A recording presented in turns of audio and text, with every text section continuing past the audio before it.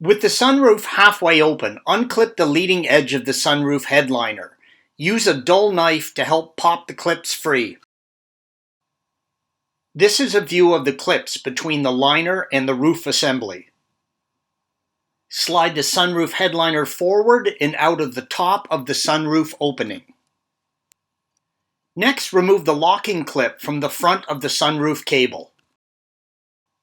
Using gentle pressure to hold the cable and tube down away from the sunroof, and use the motor or emergency crank to advance the cable forward until it reaches the wind deflector. This is a view of the cable extended to the wind deflector.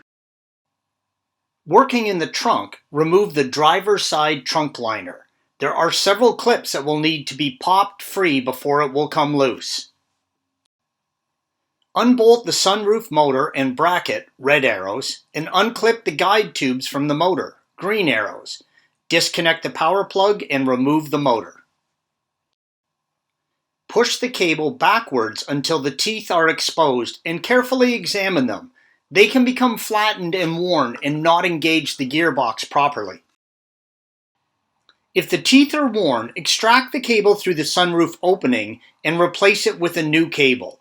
Use Mercedes sunroof grease on the new cable when installing it.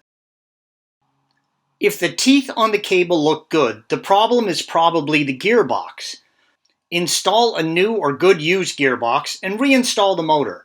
Once the motor is bolted up to the car, clip the guide tubes back into place and don't forget the rear guide tube. Press the sunroof cable backwards until you feel resistance. Then use the motor to pull the cable backwards until the end is near the front of the guide tube. Take note of the orientation of the hole in the cable. The hole is larger on one side. The larger side of the hole will need to be towards the passenger side of the car. Twist the cable to align the hole properly, then slide the cable the rest of the way into the tube. It may be easier to slide the sunroof by hand to align the holes rather than using the motor. Reinstall the locking clip and test the operation of the sunroof. Slide the sunroof headliner back under the sunroof the same way it was removed. Be sure both sides of the headliner enter the tracks when it is being slid into place. Next, clip the leading edge of the headliner back into place using firm pressure under each clip. Reinstall the trunk liner. The rear guide tube clips to the liner near the top. Thanks for watching. Click here to view the original article, along with hundreds of other DIY content for your car.